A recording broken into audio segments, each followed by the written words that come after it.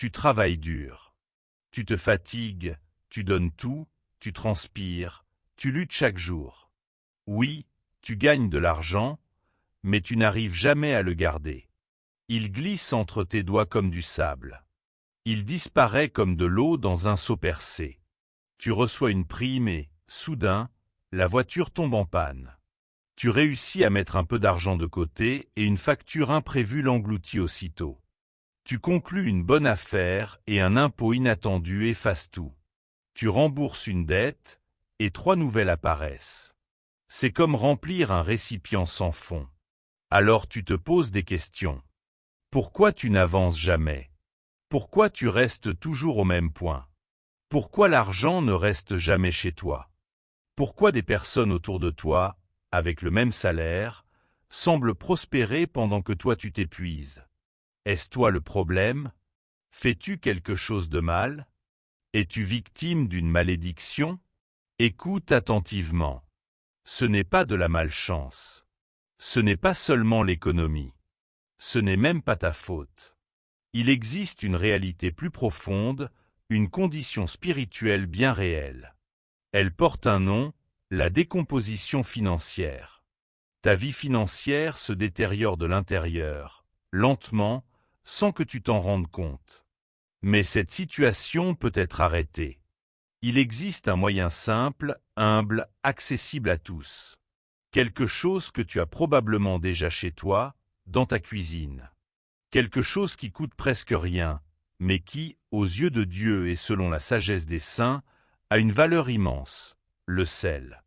Depuis des millénaires, le sel est reconnu comme un conservateur unique. Tu peux laisser du sel intact pendant des siècles. Il ne pourrit pas, ne se décompose pas, ne change pas. Tout, dans le monde matériel, se détériore avec le temps. La nourriture, le métal, le bois, même la pierre. Et dans le monde spirituel, il en va de même. La richesse peut se corrompre. L'élan peut s'éteindre. Le succès peut attirer la jalousie et la perte. Sans protection, tout se disperse. Le sel représente cette force de préservation. Dans l'Antiquité, les soldats romains étaient payés en sel. De là vient le mot « salaire ».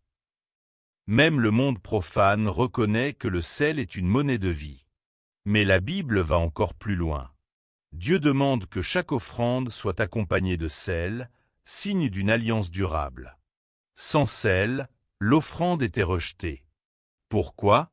Parce que Dieu ne désire pas ce qui est passager, mais ce qui est préservé, fidèle, durable. Le sel n'est pas magique. Il est un signe, un rappel, un support de la grâce. Il enseigne 3 grandes réalités spirituelles. D'abord, la purification. Le sel nettoie ce qui est corrompu. Il brûle, parfois il fait mal, mais il guérit. Une situation financière peut être infectée par des peurs, des croyances toxiques, des habitudes destructrices. Le sel représente ce qui purifie en profondeur. Ensuite, la préservation. Avant les moyens modernes, le sel permettait de conserver la nourriture pendant des mois, voire des années. Sans lui, tout pourrissait rapidement. De la même manière, sans une conscience spirituelle, l'argent se dissout, disparaît, se gaspille. Avec la préservation, il demeure et porte du fruit. Enfin, le sens. Le sel donne de la saveur. Une vie sans foi devient fade. Une richesse sans but devient vide. Mais lorsque le travail et l'argent sont reliés à une intention juste, ils prennent une autre dimension. Ils deviennent utiles, porteurs de sens, instruments de bien. Le sel unit aussi des forces opposées. Il naît de la mer et du feu du soleil. Il porte à la fois la douceur et la rigueur. Trop de fluidité mène à la dispersion. Trop de rigidité mène à l'avarice. L'équilibre est essentiel. Quand l'âme est en ordre, tout commence à se réorganiser. Il existe une pratique simple, profonde, qui consiste à placer une petite quantité de sel proprement enveloppé avec ce qui représente ton argent. Ce geste n'est pas un rituel magique, mais un acte de conscience. Il rappelle que l'argent n'est pas une fin, mais une responsabilité. Chaque fois que tu touches ton argent, tu te souviens que tu es gestionnaire, non propriétaire. Cette prise de conscience transforme les décisions, freine les dépenses impulsives, réoriente l'intention. Le sel peut aussi être utilisé pour purifier un espace de vie. Les tensions, les inquiétudes, les conflits laissent des traces invisibles. Les coins d'une pièce accumulent symboliquement ce qui stagne. Déposer du sel dans ces zones, dans un climat de prière et de paix, est une manière de rétablir l'harmonie, de libérer ce qui bloque, d'ouvrir un espace à la providence. Enfin, le sel sur la table rappelle que chaque repas est un don. Manger n'est pas un acte banal. C'est recevoir, remercier, reconnaître. Une table avec du sel visible symbolise la gratitude et la continuité. Une table sans gratitude assèche peu à peu la bénédiction. Dans les Écritures, une ville prospère était frappée de stérilité à cause de ses eaux corrompues.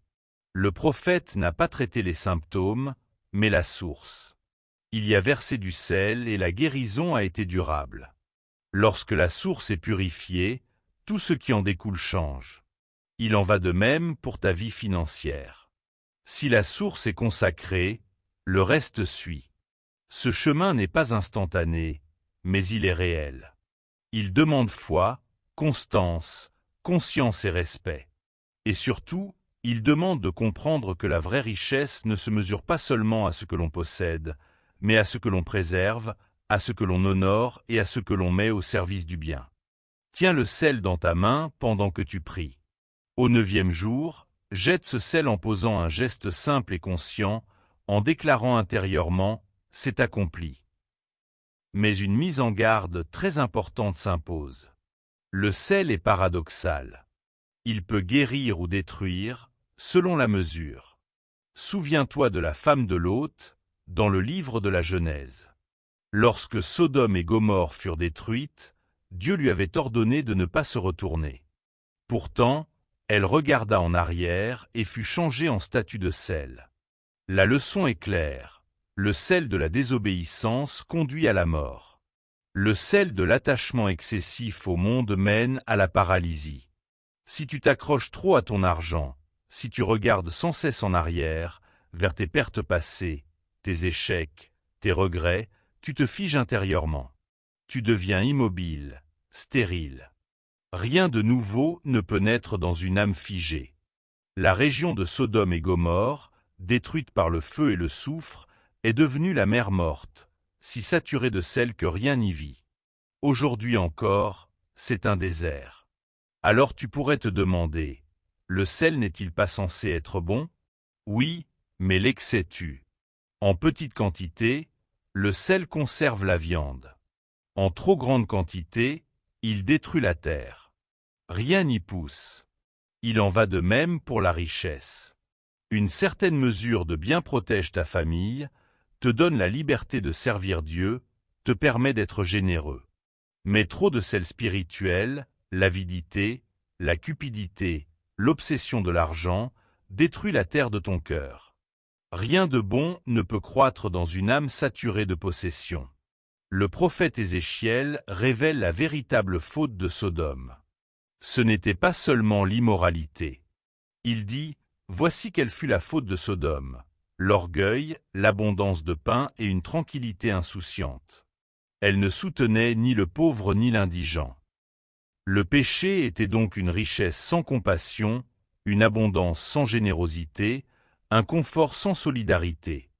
C'est pour cela que les pratiques spirituelles liées au sel utilisent toujours une quantité minimale. Une petite pincée avec l'argent, 4 petits récipients dans les coins, un simple saloir sur la table. Jamais des sacs, jamais des excès. Seulement ce qui est nécessaire. Le bon usage de l'argent consiste à s'en servir sans s'y soumettre. Avoir assez pour vivre, puis assez pour aider. Il existe des signes révélateurs d'un excès de sel spirituel. Une anxiété constante à propos de l'argent, malgré une situation suffisante. Une incapacité à donner. Des relations abîmées par des questions financières. Une identité fondée sur ce que l'on possède. Si tu reconnais ces signes, il est temps de jeûner intérieurement de l'inquiétude, de pratiquer la générosité et de prier avec simplicité. Seigneur, ne me donne ni pauvreté ni richesse excessive. Donne-moi le pain nécessaire. Que la grâce maintienne l'équilibre dans ma vie. La sagesse spirituelle repose aussi sur la symbolique des nombres. 3 pratiques sont proposées parce que 3 est le nombre de la Trinité. Tout ce que Dieu accomplit porte cette marque. 3 étapes dans la croissance spirituelle. Purification, illumination, union. 3 temps dans la prière. Repentance, adoration, demande. 3 jours dans le tombeau avant la résurrection. Les 3 usages du sel reflètent cette réalité. Le sel conservé avec l'argent évoque la providence, le sel placé dans l'espace purifie, le sel sur la table sanctifie la vie quotidienne. Le nombre 40, quant à lui, représente la transformation complète. 40 jours de déluge, 40 ans au désert, 40 jours de jeûne et d'épreuve avant une nouvelle étape. Après 40 jours, une réalité nouvelle s'installe. Le nombre 7 exprime la plénitude. Les jours de la création, les dons de l'esprit, les sacrements, la perfection de l'œuvre divine. Laisser le sel quelques jours dans un espace est un signe de patience et de confiance dans l'action progressive de Dieu. Il existe aussi un lien profond entre le travail humain et la grâce divine. Le pain symbolise l'effort, le labeur, la sueur. Le sel symbolise la grâce. Le pain sans sel est fade. Le travail sans Dieu est vide. Le sel sans pain est amer. La spiritualité sans action reste stérile. Les deux doivent être unis. Tout commence par une préparation intérieure simple. Un moment de calme, une prière sincère, une intention claire de ne pas tomber dans la superstition ni dans l'oubli de Dieu. Le sel n'est qu'un support. C'est la foi, la conscience et l'obéissance qui transforment. Chaque geste devient alors un rappel. Toucher l'argent avec gratitude, manger avec reconnaissance, habiter son espace avec paix. Après un temps, observe ce qui change. Non seulement dans tes finances, mais dans ton rapport à l'argent, dans ta sérénité, dans tes choix. Tu es responsable de ce qui t'est confié. Ton foyer est un lieu sacré.